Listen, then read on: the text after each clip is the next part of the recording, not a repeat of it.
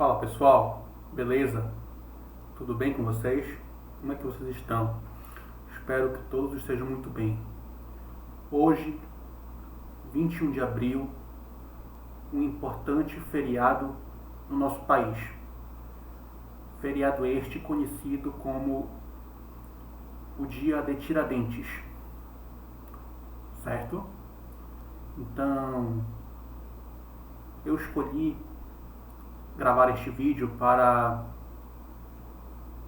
estabelecer algumas relações históricas que foram fundamentais para que o dia de hoje viesse a se tornar um feriado, correto?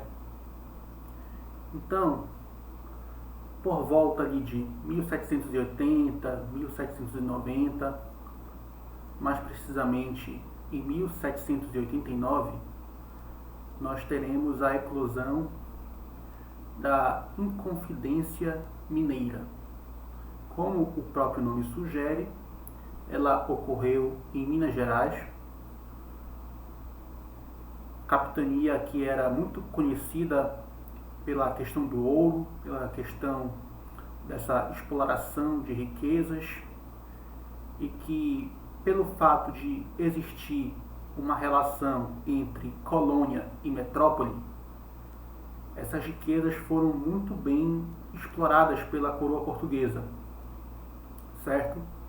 Então, neste ambiente, nós tínhamos um ambiente muito rico, muito diverso, no que diz respeito às formas de trabalho que faziam parte deste processo de exploração. Então, nós tínhamos trabalho escravo, nós tínhamos homens que migraram para esta região atrás de riqueza, nós tínhamos os controles estabelecidos pela metrópole, dentre eles a questão tributária, a questão que se refere à cobrança de impostos. Sobre esses impostos, o mais conhecido ficou conhecido com o nome de O Quinto, porque a coroa cobrava 1/5 daquela produção que fora explorada, certo? Então este imposto ficou conhecido como O Quinto.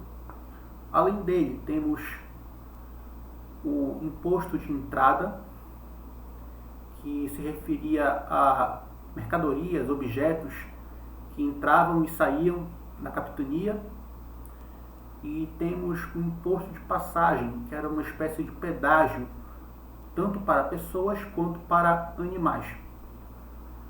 Então, a partir deste contexto, é importante ressaltar que a relação entre o regional, o local e o global é muito importante, porque nessa temporalidade histórica nós temos algumas influências europeias, influências iluministas, que serão fundamentais para o desenvolvimento deste processo.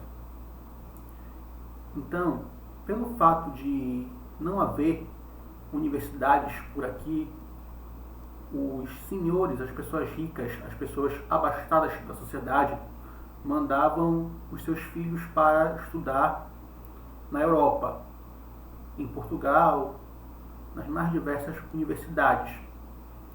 Então, esses jovens voltavam para cá instruídos a partir de certa leitura iluminista, e por mais que fosse um grupo seleto de pessoas, eles conseguiam influenciar a realidade social da colônia de alguma maneira, certo? A considerar que o poder metropolitano exercia controle sobre esse tipo de literatura. Não era algo diversificado no tecido social, mas sim um grupo fechado de pessoas, certo? Então, esse ideário iluminista foi muito importante para o desencadeamento deste evento histórico, certo? dentre os personagens envolvidos, nós temos o principal, Tiradentes. Ele era uma espécie de prático de medicina, ele possuía um cargo militar e ele ficou muito empolgado quando ele entrou em contato com essa literatura iluminista, com essas novas formas de conhecimento, essa nova maneira de enxergar o ser humano através da participação política, através da questão da cidadania, que eram coisas muito novas e recentes para aquelas pessoas, certo? Então ele ficou muito empolgado, ele gostou muito, se identificou de primeira e tentou emplacar uma mudança de sociedade a partir daquele repertório de ideias. Mais adiante, pode-se perceber que esse grupo de inconfidentes, eles queriam a separação de Minas Gerais da coroa e, por conseguinte, eles queriam a independência de Minas Gerais e transformá-la numa república. Alguns poucos membros queriam e já falavam em independência do Brasil.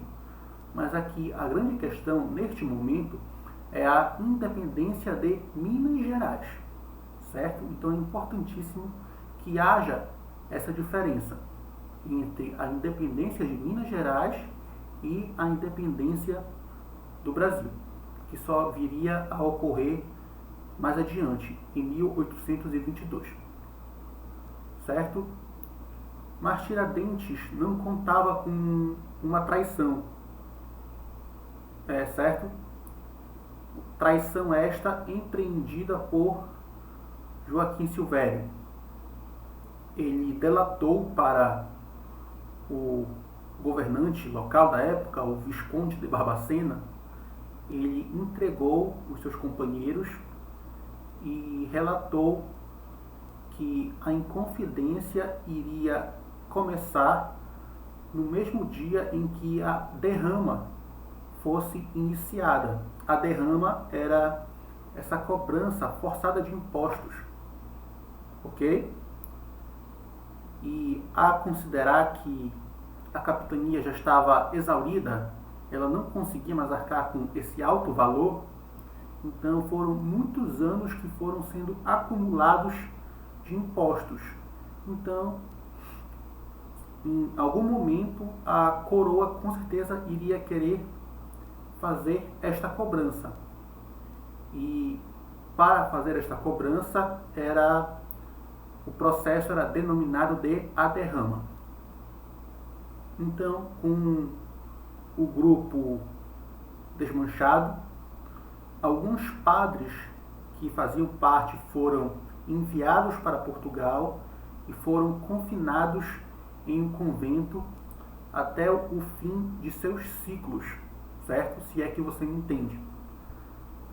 Os demais membros foram exilados para o continente africano e Tiradentes, que por ser considerado o líder, foi condenado a ter o seu fim, foi posto uma corda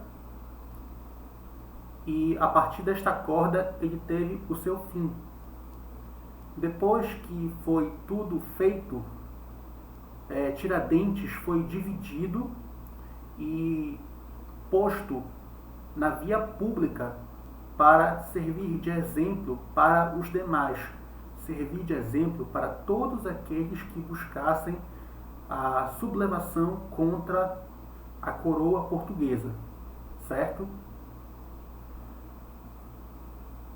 Então, aqui nós temos este importante evento da nossa história brasileira.